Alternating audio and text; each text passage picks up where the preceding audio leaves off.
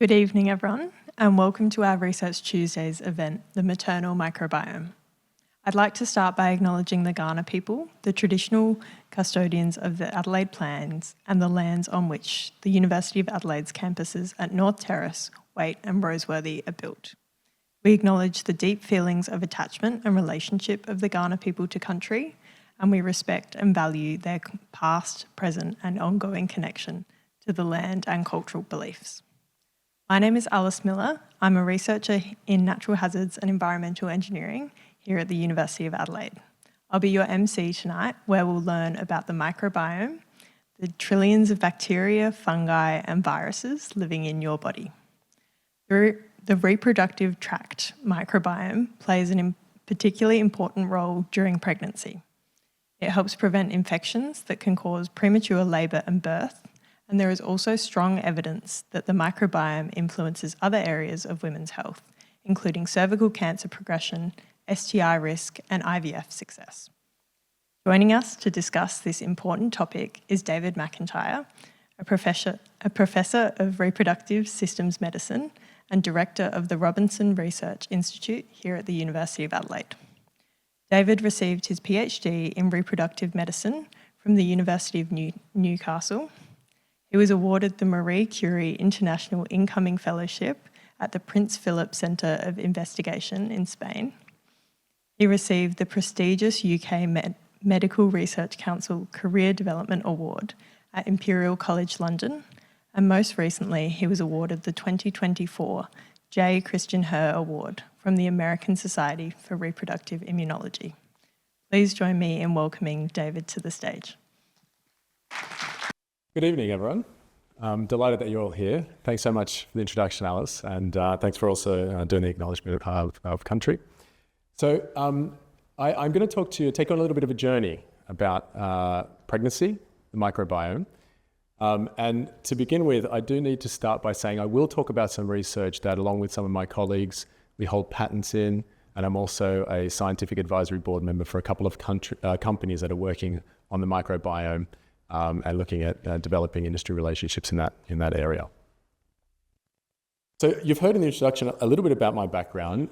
I've actually only arrived here to start my position in the Robinson Research Institute last year. In August, my family and I arrived, and I thought I'd start by introducing a little bit more about my background and tell you a bit about the journey that's led to me being here and in this position. So I did do my PhD in reproductive medicine in the University of Newcastle. It was a project looking at understanding how the uterus starts to contract at the time of labour, and that will become very relevant as this talk goes on. I then started to get very interested in this concept that a lot of the biological questions around pregnancy are incredibly complicated, and often we need to use very cutting-edge technologies and mathematical modelling to really understand the depth of the complications that we're studying. That comes from this idea that we, instead of looking at one organism, we're looking at two. We're looking at a baby and how it's interacting with the mother. And so with that in mind, I moved over to Spain to work in an area called metabolomics, which is involving measurement of lots of different chemicals in different types of biofluids and tissue samples, and then doing statistical analysis on that. I had some important personal achievements while I was there as well. I met my wife, who's actually a chemist, works here at the university as well. And soon after that, we moved over to a not so sunny UK. The UK, though, did provide us with wonderful people and, of course, wonderful science. And that's really where I established my research team and my research interests in the maternal microbiome. I will note that one of the things I was also able to achieve there was opening up with my co-director, Phil Bennett, the first European Prematurity Research Centre funded by the March of Dimes, which is a very large US charity. So this is the first and still the only centre that they have funded outside of the US. At the end of 2023, I was given a wonderful opportunity, which I leapt at, and that was to come here to become the director of the Robinson Research Institute. When I left Australia, the Robinson Research Institute was already on the global map, recognised as being a major player and leader in women's and children's health. And so the opportunity to come over here and be part of that was something that was just too good to not take up. For those of you who are not aware, the Robinson Research Centre clearly has a mission to undertake highest quality of research to improve the lives of families and their babies and children. So we've recently undergone and released a new strategic plan where you can see the different types of areas and world-leading expertise. Something that really is unique about our institute, which doesn't exist anywhere else in the world. You often have institutes that are focused on one particular area of maternal health or one particular area of child health. We're looking at that whole timeline from before pregnancy, during pregnancy, and into early life, and understanding how those interconnected relationships between parents and their babies and children actually lead on to have important consequences later on in life. And that is something that's very unique to this institute. So we've set out a couple of strategies that are going to enable us to have that increased impact and get our discoveries to those in need, to those key stakeholders. That involves having our foundational science streams where we have world-leading expertise in areas like reproductive immunology and others that you see listed there, really targeting what we call accelerator programs, areas of unmet need that we understand are important for our patient populations and communities to have addressed. And so if you're interested, please take a look at our website. We have a lot more information there. I'll be here all night, and there's lots of other researchers here from the Institute who'll be very happy to talk to you more about other areas of research that we're doing at the Institute. So we'll begin this talk reflecting on just what an incredible journey a woman goes on during pregnancy. You can see the transformation that happens here described or depicted in this image.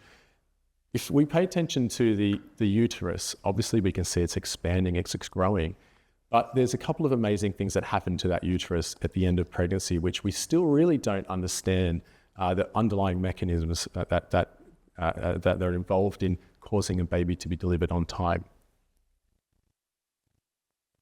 The first thing that the uterus does throughout almost all of pregnancy is to remain in a quiescent, calm state and protect that growing fetus. But right at the end of pregnancy, it has to switch into an actively contractile phenotype, expelling the baby with great force outside of a very narrow passage, okay? Now, that is a highly complex and regulated event. We know that it involves interplay, very complex interplay between the immune system and regulation of inflammation at various different points along the gestational tract. And of course, it involves hormonal signaling and endocrine signaling. There's a lot of crosstalk between those things. As I said, it's very complex. We still don't quite understand the precise mechanisms that are involved in switching on that uterus to start contracting. But it is a finely tuned balancing act. This is a picture of a statue I came across when I was visiting my sister in Tasmania, and I think it really depicts in a nice way this balancing act of pregnancy. We have a woman who is, all things going well, moving through her pregnancy, reaching at the end of her gestation, usually between 37 to 42 weeks is considered a full-length pregnancy, delivering a healthy, happy baby. Now, unfortunately, if something perturbs those balances, we can end up with a baby being born too soon and have a premature baby. There are other points along that pregnancy journey where if that finely tuned balance between the immune system and hormones slightly off kilter, we can have other adverse outcomes like miscarriage or ectopic pregnancy or issues around placentation and implantation.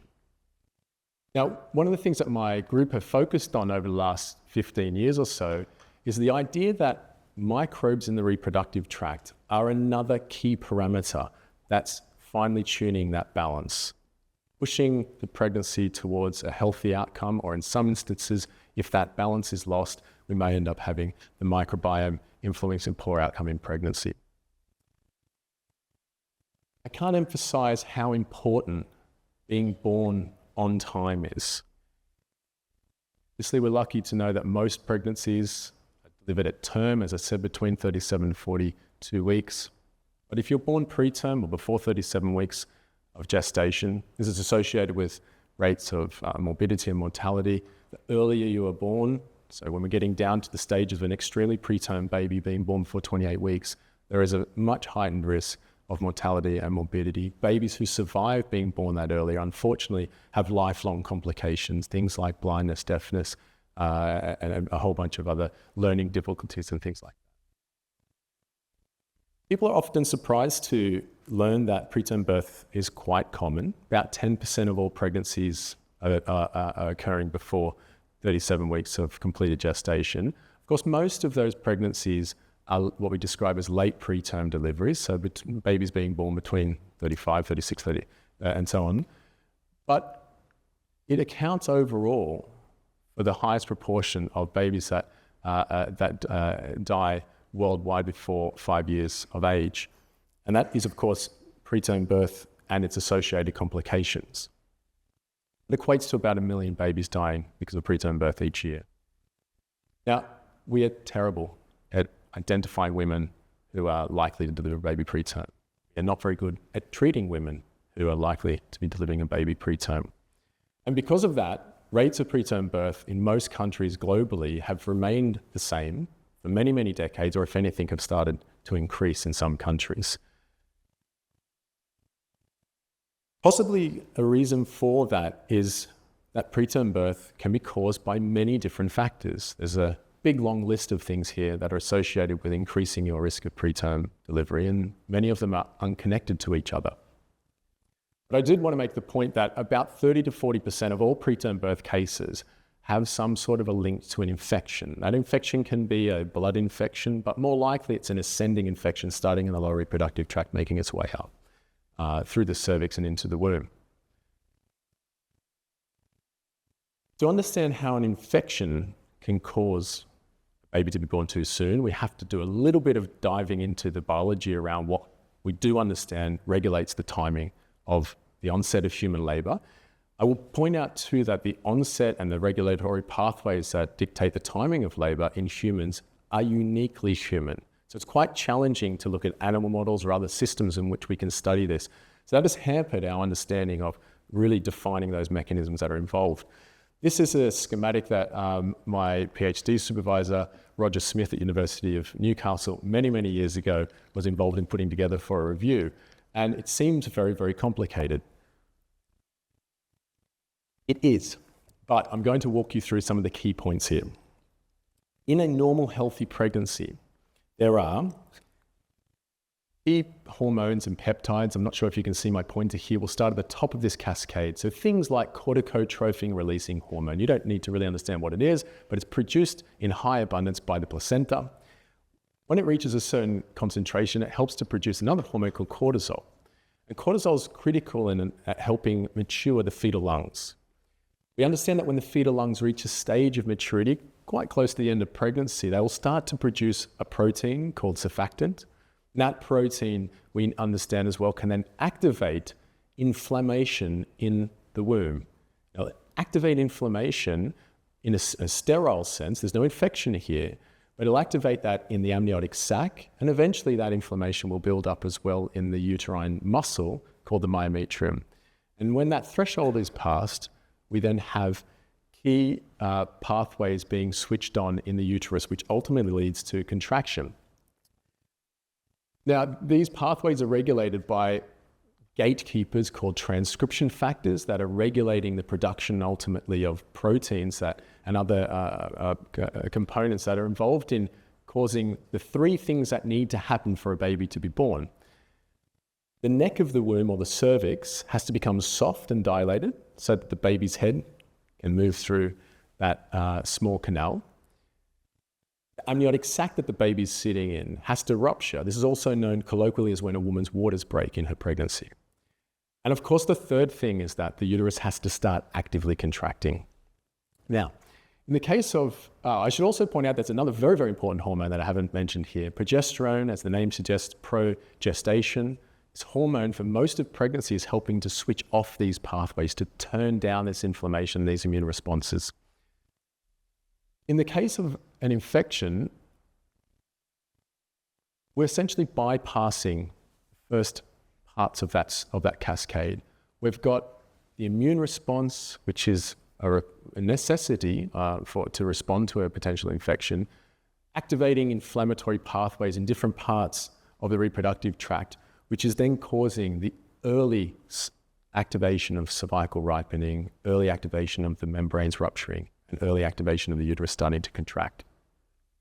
Look at this a little bit more in the presentation later on. So that type of understanding and this connectivity between inflammation and activation of the processes that lead to a baby being born has been recognized for quite some time. And it's led us to ask the question, well, where do these types of infections come from? Some of the earliest evidence produced in this area was work done surprisingly about 30 meters away from where my lab at Imperial College ended up being located. And it was by a researcher called Murdo Elder, who was looking at the microbiology of the reproductive tract in women in the 1980s who were delivering preterm babies. And what he realized was that there seemed to be, as they called it at the time, abnormal bacterial colonization more likely to be found in the vaginal secretions of women who were delivering babies preterm. Around the same time, there was other studies being done in other locations in the world looking at connections between vaginal infections, things like bacterial vaginosis, which is a very, very common vaginal infection, showing that women who had that in pregnancy were at heightened risk of preterm birth. And using things like culture and microscopy, there were some researchers who were able to identify what some of these potentially pathogenic or bad bacteria in the reproductive tract actually were. Now, there's also other lines of evidence, one of them, for example, indicating that an ascending infection is probably the most common source of these types of infections that can lead to microbially induced preterm birth. In twin studies, if we look at babies that are born preterm as twin sets, it's often the case that we will see inflammation and in signs of infection, most commonly in the firstborn baby or the presenting twin, indicating that that infection exposure started from the bottom up. Now, you're probably getting the impression that, well, bugs in the reproductive tract in and around the vagina are bad, but that's not the message I want to give you.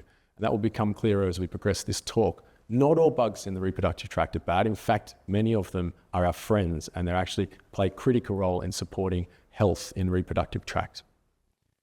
This is something that we've recognized actually for quite some time. One of the very first descriptions and discoveries of microbes was done by studying vaginal secretions. This German obstetrician, Albert Adelaide, using cutting-edge technology at the time, this microscope you can see here on the left, was investigating sepsis in women that was very commonly observed following delivery back in his era. This is called postpartum sepsis. And he noticed that when he would look under the microscope at secretions of women who were either having sepsis soon after delivery or those who were not, in the women who would have a healthy outcome following pregnancy, he could see high numbers of these rod-like structures under the microscope. Very humbly, he called them Dodeline's bacillus at the time, bacillus being rod-like.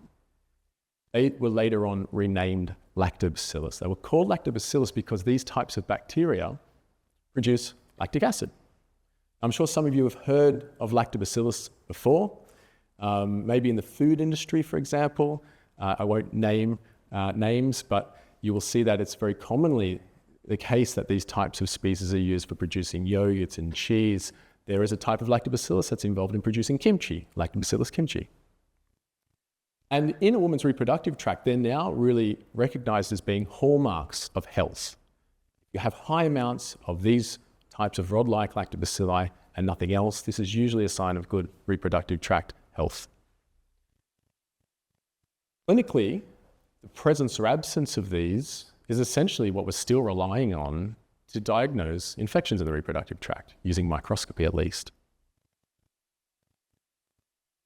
One of the things that we've started to realize, though, as methods and techniques for studying microbes have improved, is that if we only rely on culture of bugs or on looking down a microscope, we're not really getting the full picture.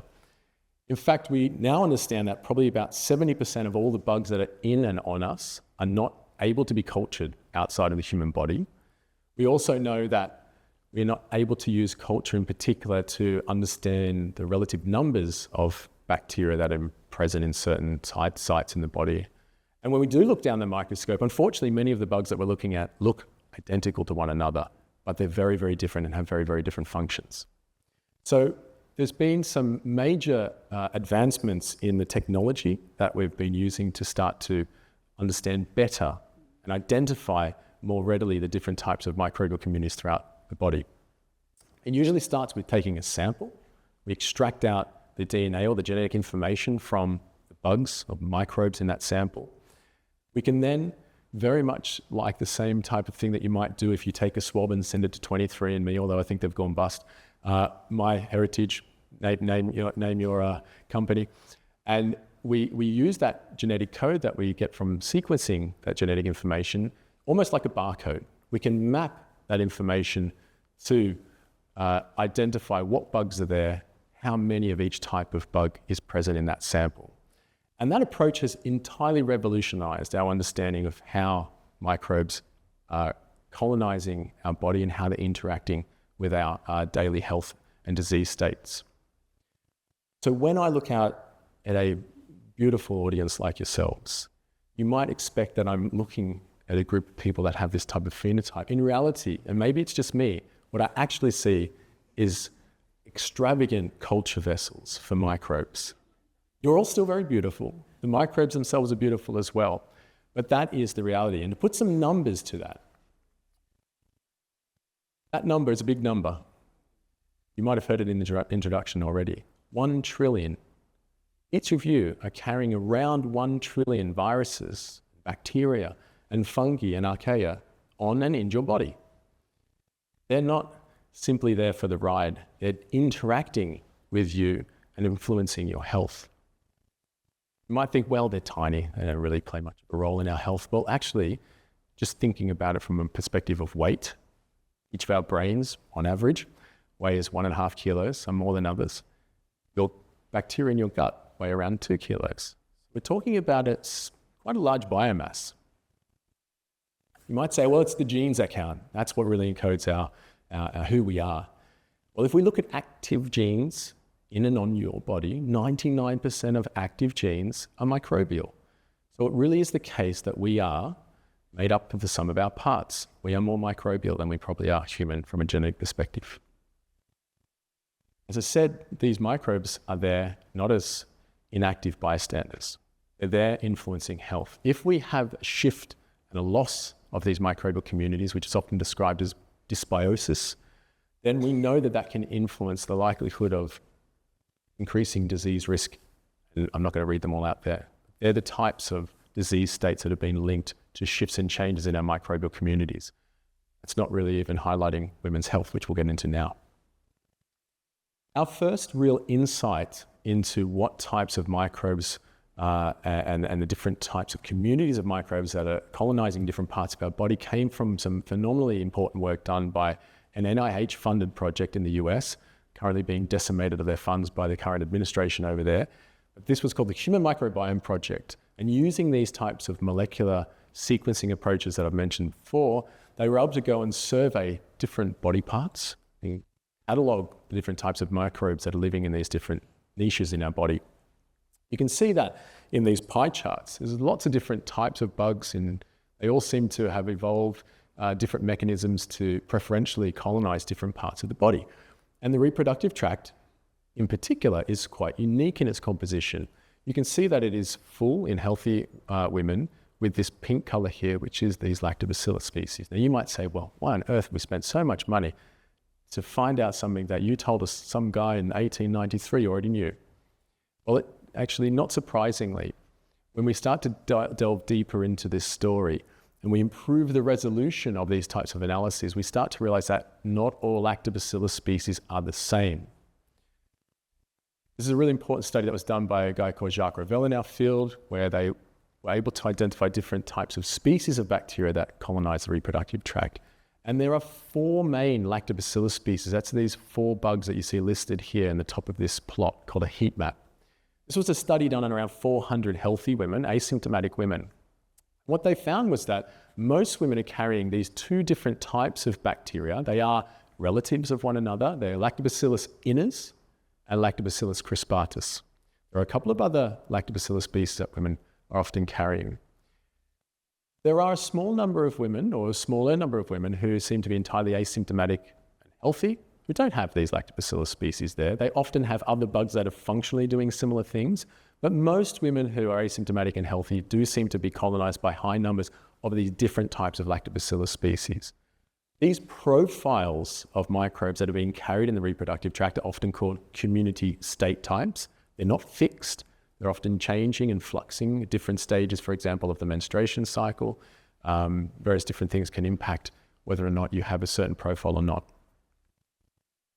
But we do get that these lactobacillus species seem to have co-evolved with women to have a role there. Okay? What are they doing? Well, we understand that they play a really important role in preventing infection. They're the good guys. They have the different mechanisms to prevent these infections from happening. One of them, as I've already mentioned, they produce lots of lactic acid. Lactic acid lowers the pH, makes an acidic environment in the vagina and around the cervix, which many other bacteria and other microbes don't like to live in that type of an acidic environment. They're also an added value to having lots of lactic acid. In the lower reproductive tract, it's actually an anti-inflammatory compound. So you can imagine in pregnancy, having lots of lactic acid there and turning down inflammation is a good thing. We know that these bugs are also influencing the viscosity or the thickness of mucus that's produced by the cervix and by glands in the vagina. That's very, very important innate immune defense mechanism for trapping viruses and other potentially pathogenic bacteria. The fact that they're there in huge numbers helps to prevent other bugs getting into the niche and starting to colonize. And they themselves produce different types of compounds that can actually actively kill other bacteria. Typically, they're the bad bugs that they're killing. So they do a really good job in helping to protect from infections in the reproductive tract. Now, when I started my lab at Imperial, we were quite early on in realizing that a lot of the studies we were doing in pregnancy, we were doing without much knowledge of really what is happening to this combination of these different types of bugs in the reproductive tract during pregnancy. So we set off to apply some of these new technologies that I've mentioned and characterize and catalog the reproductive tract microbiome in pregnancy. What we found, and some other studies came out at the same time that showed very similar data. Something unique about our study was that we performed what's called a longitudinal analysis. So we recruited women early on in pregnancy. We sampled them frequently throughout their pregnancy, all the way up to delivery. And we even convinced some women to come back 6 weeks after they'd gone home to give us another sample. We found that in pregnancy, most women who are experiencing a healthy outcome have an even higher amount of these lactobacillus species that start to colonize the niche. Funnily enough, after delivery, when we know estrogen levels drop off, probably about 1,000-fold decrease in estrogen, we see that a lot of those lactobacillus species are lost from these women. So that starts to point towards estrogen being quite an important regulator of whether or not you have lots of these types of bugs present in the reproductive tract or not. And indeed, there's lots of study that's been done now investigating the role of estrogen in shaping the microbial community of the vagina. How does it do it? Estrogen helps provide essentially storage of food that these lactobacillus species rely upon. Particularly, something called glycogen is stored in high amounts in the vaginal epithelium or the lining of the vagina and the cervix when there is a lot of estrogen present in the system. Now, naturally, a woman will find herself at her most estrogenic state in pregnancy. So it makes sense that we would have more of these bugs there if we're feeding them more with their desired food. That glycogen can be broken down into some other types of complex sugars by enzymes produced by the host itself. And as I said, that's then once it's metabolized, those food sources become lactic acid ultimately, and that lactic acid is very, very useful in helping tone down inflammation in the niche. What about though women who don't have a healthy pregnancy outcome? Again, we were one of the first groups to start to investigate this, and we started in a slightly different way. We looked actually at women who are already at heightened risk of preterm birth. Now, these are women who we can identify because women who have had a previous preterm birth will often be invited back into what's called a high surveillance clinic. These exist here in Australia as well as the UK, and they'll have what's called an ultrasound analysis of their cervix done. If their cervix becomes shorter and shorter, that's an indication early on in pregnancy that they are at heightened risk of preterm delivery. We can do two things really for those women, we being my clinical colleagues, of course. We can either give them progesterone, that's really the only therapeutic that exists, or one of the other very common procedures is actually sewing closed the cervix. That sounds quite dramatic, quite drastic, technique called cervical cerclage is very common. Around 2 million of these procedures are performed worldwide every year. As part of a bigger study, what we did was to investigate what's happening to the microbial communities when women receive that type of a procedure in early pregnancy. Now, if they receive a less common suture material, which is called a monofilament cerclage, or a suture material, which is a little bit like fishing line, not much happens to the microbial communities. You can see here, these are the women who were part of this study. There was 25 in each part of the study. These women did not receive antibiotics. So we're sort of looking at what naturally happens when they undergo this procedure. If they have this suture material there, in pink you have what we call dysbiotic microbial communities, the high diversity suboptimal groups. Pretty much they maintain that. The high levels of lactobacillus shown here in grey are maintained. But if they receive this braided cerclage, which looks very much like a shoelace, what it's similar to, then actually about half of the women seem to lose their lactobacillus species, and they start to develop these suboptimal microbial communities that are often enriched with potentially bad or pathogenic bacteria. We showed that when that happens, these women have high levels of inflammation forming. If we continue to study those women, their cervixes start to become soft and ripen sooner than women who don't have that type of procedure. We also did studies, though, similar to what I described for the healthy pregnancies, where we looked at different stages of pregnancy. We found that women who will later on have a preterm delivery tend to have two things happening to them. Early on in their pregnancy, if they are maintaining a lactobacillus crispatus, which is one of those key bugs I told you about, I'm only going to tell you about really two bugs, lactobacillus crispatus and lactobacillus iners. That seems to protect them from developing a shorter cervix, and it also seems to protect them from later on having a preterm delivery. We found that women who carry lactobacillus iners in early pregnancy were at heightened risk of preterm birth. Now that's a bit counterintuitive, perhaps, because lactobacillus iners is a relative. It is a lactobacillus species. It does produce lactic acid, but it is a much smaller bacteria that does not have so much genetic information in it. In fact, if we compare the amount of genetic information between these two species, Lactobacillus iners has about half the genome size of Lactobacillus crispatus.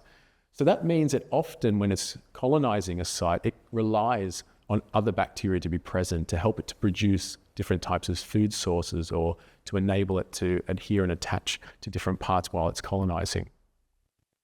And we also overall observe then, and we're going to summarize this in this image, that women who will later on go on to deliver preterm tend to have two things happening. They lose these lactobacillus species, particularly Lactobacillus crispatus, and they end up having these high diversity community compositions. When we first started to do this work around here, there was no studies really being done in this space. It was new technology and it was a new concept. But nowadays you can see that, I've just done this analysis a couple of weeks ago in preparation for this talk, there are around 80 studies per year looking at various different aspects of the role of the vaginal microbiome and preterm birth. So that's useful because it means that we get lots of different data sets to start to analyze, and we can test whether or not our original ideas were correct. Are they being validated elsewhere?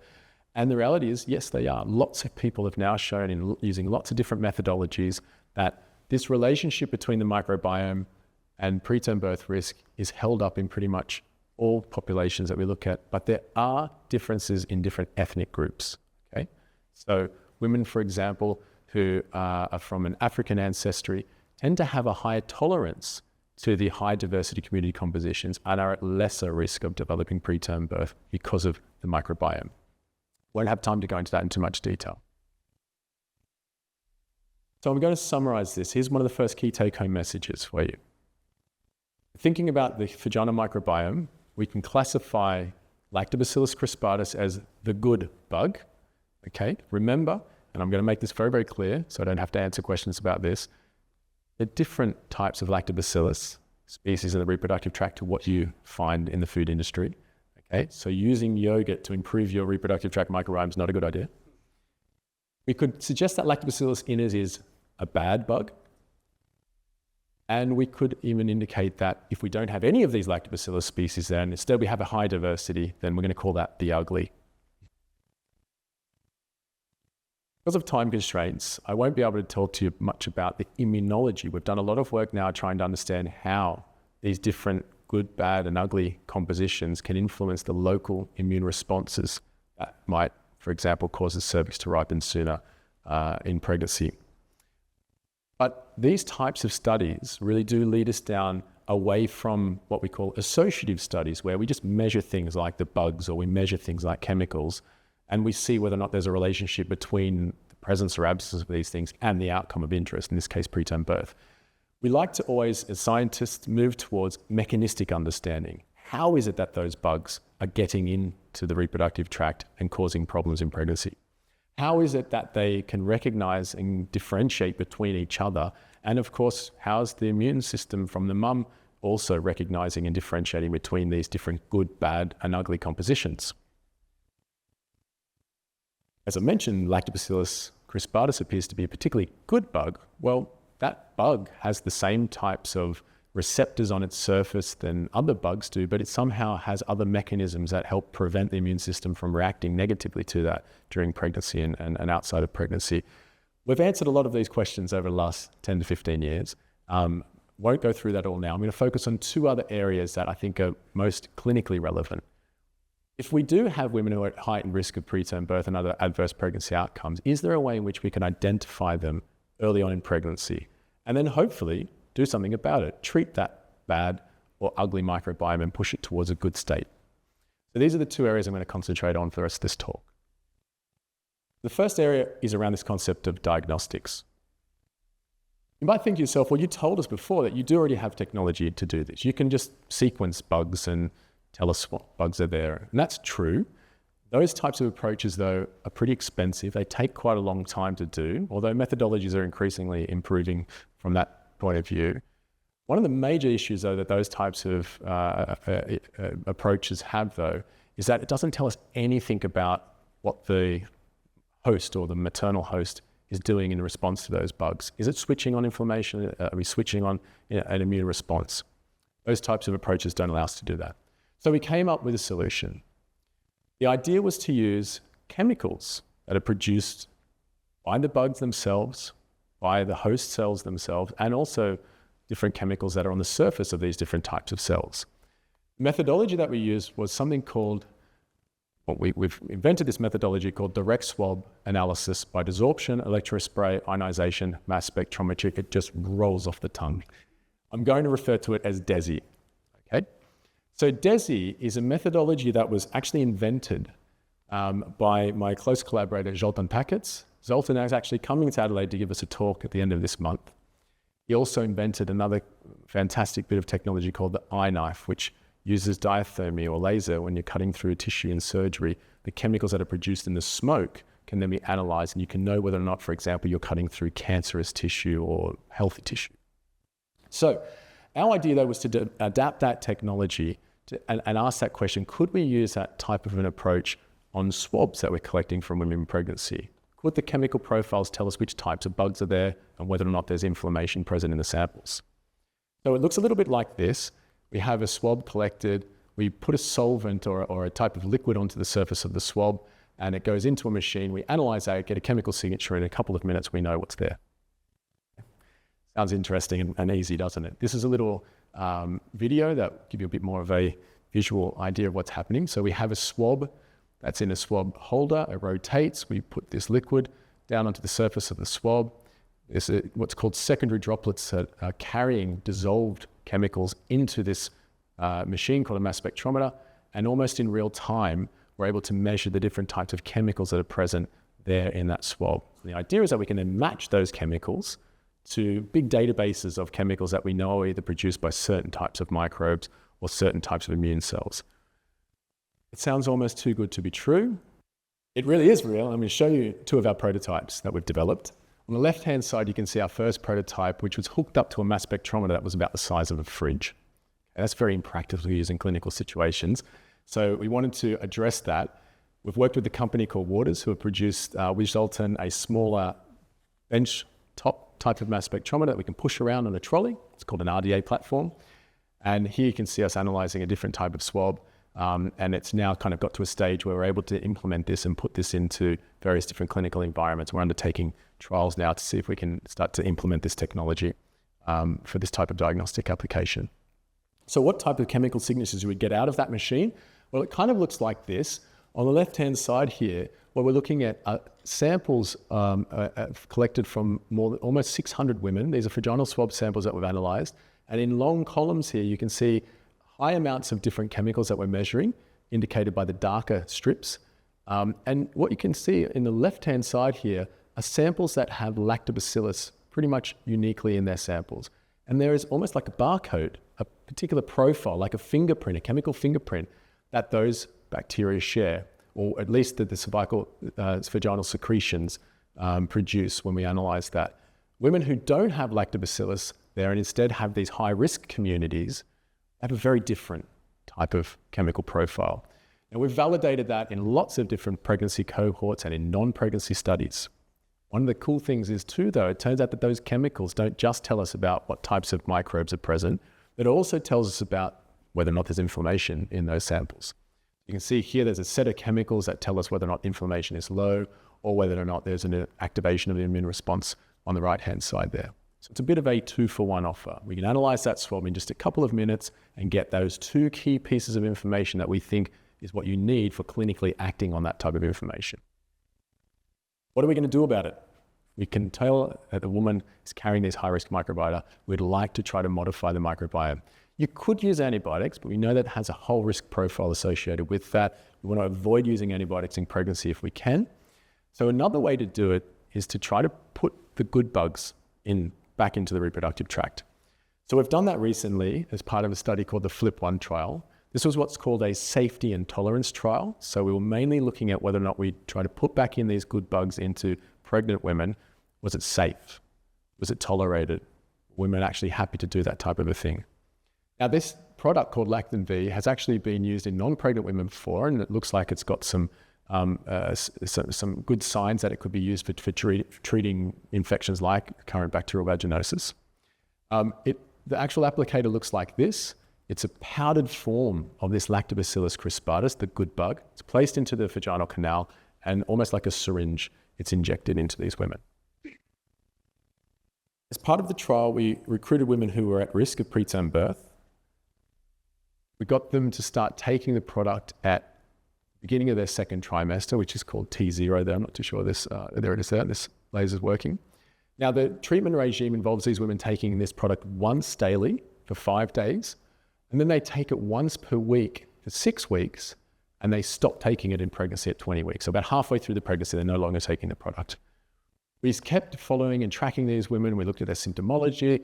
We looked at, of course, a whole bunch of immunology and microbiology in them. Good news is that, as we've published recently, it was deemed to be very safe, very well tolerated. The women who took the product thought that they were able to be taking that again in future pregnancies. There was no safety issues identified, really. And one exciting sign that we found was that women who were part of that trial had a reduced preterm birth rate compared to women who were seen in the same clinic but not taking the product. We shouldn't get too excited about that yet because it's not a randomized control trial with a placebo arm, but it is a good sign that modifying the microbiome might be a good strategy for reducing preterm birth risk. Did we modify the microbiome? Well, we've analyzed quite a lot of samples from these women. This is what their microbiome looks like before they started taking the product. So this is what's called a dot plot.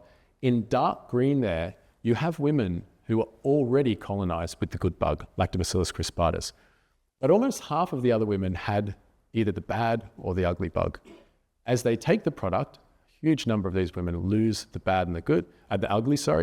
And perhaps most impressively, you can see at time point 4, that's 8 weeks after they stopped taking the product. We were able to show that many of those women had persistent colonization of the actual strain of Lactobacillus crispatus, the good bug that we put into their reproductive tract. That bug seems to be doing a great job at kicking out the bad and the ugly bugs, and it importantly is reducing inflammation in these women. That data has helped us secure funding to do a phase 2 placebo-controlled randomized control trial now. That's starting in several sites all over the UK. Now, to finish the presentation, a couple of slides. I've talked a lot about microbial community composition in mum's reproductive tract and the perspective of what's happening to really mum's biology. But I want you to think beyond that. Of course, when a baby is born, its first exposure to a microbial enriched environment is during its traverse of the birth canal. Okay? That exposure to those bugs we think are really what we call pioneering bugs in helping to establish the early colonization of the gut microbiome of a newborn baby. Now, we have a visiting expert, Professor Lindsay Hall, up in the back of the room, who's a true expert in this area. So she's shown that being exposed and having the right bugs early on in a neonate's life helps set them up for longer health in their life. These bugs play a really important role in helping the immune system to be trained and adapt so that we don't have allergy responses. Also play an important role in programming metabolism, and they're obviously helping extract out nutrients and energy from food sources like milk. Just to highlight the differences in how an experience at the time of delivery can influence the shaping of the gut microbiota, what we have here in light blue dots are profiles of the gut microbiome from babies that are born via cesarean section. Okay? The closer two dots are on this map, the more similar their microbiome profiles are. Now you can see overlaid on top of that are dark blue circles, which are actually profiles of the mum's skin microbiome. On the left-hand side here in light pink, you can see the gut microbiomes of babies that are born vaginally. So they're obviously very different to those that are born by a cesarean section. And in dark red, you have vaginal microbiome of mum. If you're born vaginally, your gut microbiome tends to look much more like your mum's reproductive tract microbiome, not surprisingly. But if you're born by a cesarean section, your gut microbiome in early life tends to look more like the skin microbiome of mum. Now that doesn't surprise us. We probably understand that that's because those babies are starting to be colonized by the skin contact, by breastfeeding. Now, does that have any implication for later health? Well, we do know that babies born by a cesarean section have higher risk of developing various different issues later on in life.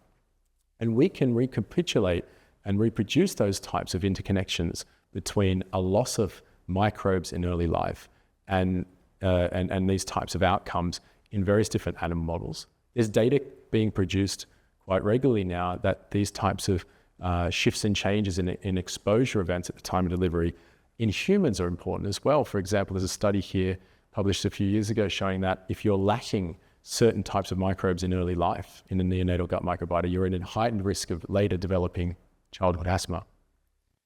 Gotten to the point now where there's lots of people interested in trying to see if they could reintroduce to babies born via cesarean section these types of vaginal microbes that they would have otherwise have been exposed to during a normal vaginal delivery. This is a concept called vaginal seeding. It's been a trial recently done, a triple-blinded randomized controlled trial to indicate that it is achievable, and outcomes in babies who are having cesarean sections that are then exposed to these microbes tend to be better. But it's a highly fraught and very controversial topic, which we might talk a little bit about in the question time. I just wanted to finish off by asking, to showing you a little bit of data about these exposures at the time of delivery. What happens to premature babies? We've done some studies in babies that have a certain type or etiology of preterm birth called PPROM, or preterm pre-rupture of the fetal membranes. This is known as when a woman's waters break early on in her pregnancy. I don't know why, but it's often depicted in the movies as a heavily pregnant woman, typically very well dressed at a high-end restaurant, who will announce to the table that, I think my waters just broke. That's actually a bit of a medical emergency. If one's waters have broken and a woman's not in labor, it's usually not a good thing, so she should be rushed quite quickly to hospital. Because we know that if your membranes rupture, then the baby is essentially being exposed then to microbes in that reproductive tract canal. So we've done a lot of work on huge numbers of women throughout pregnancy where we've been able to track and monitor how the microbiome is changing in women, including those who end up having, unfortunately, this rupture event. That's enabled us to see that they're more likely to have the high diversity suboptimal communities. But what about their babies? Well, unfortunately, these babies that are born following PPROM are at heightened risk of early onset neonatal sepsis. We've made an observation that the babies that are born and develop early onset neonatal sepsis following rupture of the fetal membranes have much higher proportions of these types of pathogenic bacteria. But interestingly, they're born through birth canals that are entirely missing a really important bug, Lactobacillus crispatus. Now, we don't understand how Lactobacillus crispatus is protecting those babies from going on to develop sepsis. But it's not only an observation that we've made. There's been a very large study done in Germany recently, in Jena, where they've found the exact same thing, that those babies not being exposed during delivery to Lactobacillus crispatus are at this heightened risk of sepsis. So, to summarize, I've hopefully convinced you that the reproductive tract microbiome is a really important modifier of adverse outcomes and outcomes in general in pregnancy. We do have technology developments that are enabling us to identify women at risk. And we also have some ideas of therapeutic interventions that might enable us to modulate the microbiome and push it towards an optimal state. I've only scratched the surface. I've talked about one niche in the reproductive tract. There's several other body sites that we also understand are likely to be playing a very, very important role in shaping pregnancy outcomes. Now, we also need to think a little bit more about how those types of exposures to these bugs and interactions between the microbiome and the maternal host might be influencing outcomes later on in life. And arguably, it's one of the reasons why I came here, is that there's no better place in the world to do that type of research than the Robinson Research Institute. We have already established, since I've arrived, some really important international collaborations, of course with Imperial, but also with UCSF, some places in Uganda and Singapore, where we'll be doing several studies following on some of the work that I've presented to you here. We have a bunch of new studies that I'm excited to tell you about that we're about to be starting quite soon. We've recently recruited a great scientist from Hudson Institute, Dr. Remy Young, who's here tonight. She's going to be looking at understanding the mechanisms of coevolution, why it is that women have developed this close relationship with particular types of Lactobacillus species, which are entirely uniquely human. There are no other close primates or no other mammals that have high amounts of Lactobacillus in the reproductive tract. This is a uniquely human observation. I'm also going to be working with Professor Susan Evans, who I believe is somewhere here in the room. Susan has got a company called Alira, which is working on developing new therapeutic interventions to treat pelvic pain. And one of the things that we're interested in looking at together is how the reproductive tract microbiome might be involved in mediating pain in the pelvic region.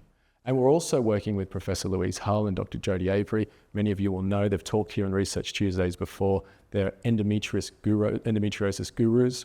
We're going to be looking at understanding how menstrual blood might be useful in helping us to diagnose and study the microbiome and how that might be shaping risk and development of endometriosis. So they're just a couple of the projects that we're excited to be working on now. So I must finish by thanking all of my great team back in the UK that did a lot of this work with me and our funders. But of course, I'll finish by thanking our fantastic team at Robinson Research Institute and the University of Adelaide, who have made myself and my family feel incredibly welcome here. And I'm really excited to be here doing this research. Thank you all very much.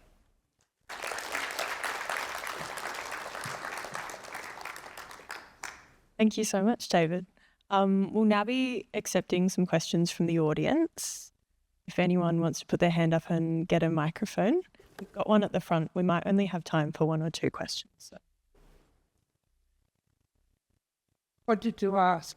Is there a microbiome testable?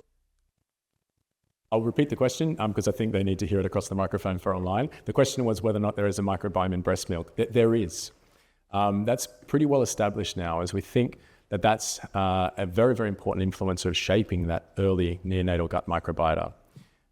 It's full of a species called bifidobacteria, which is one of the key early pioneering bugs that is so responsible for breaking down things like the special types of sugars that are carried in breast milk. So there most certainly is a breast milk microbiome. Thank you. We've got some questions up here.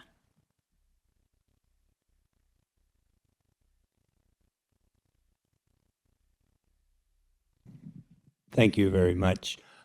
Quick question. Is there any avenue or research at all thought about interventions for adults that were born by caesarean methods? Very interesting question. Not that I'm aware of. There are a lot of studies looking at how your microbiome, particularly your gut microbiome, can be modified in adulthood. This is strategies like using probiotics, actually putting bugs that we know are important members of a healthy gut microbiome into your system. Another way of addressing that is to actually feed those bugs. So this is an approach called prebiotics, and expose those types of bugs to their ideal food sources. So that would be something that's interesting to follow up, but there's no research specifically looking at babies who are born cesarean section, reaching adulthood, and then trying to look at how we can modify their microbiota in that way. We might have one last question from the online audience now.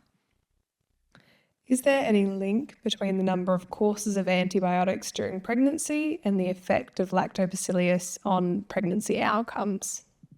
Yeah, that's an interesting question as well. So we've actually done some studies. I'll mention one case. There's a lot more work to cover, but one piece of work that we've done is, again, looking at women who have this ruptured membranes.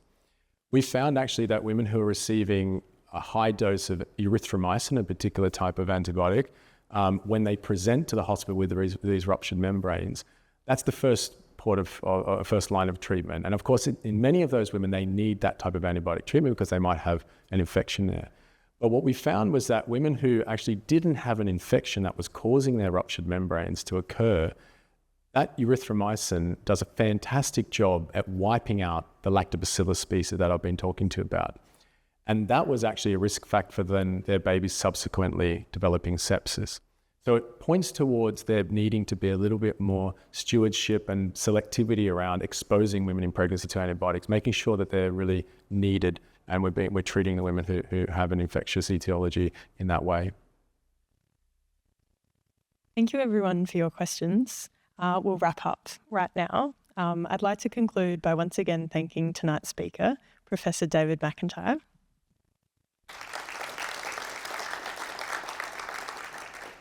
And thanks to all of you, both here in the room and watching online, for attending our Research Tuesdays event.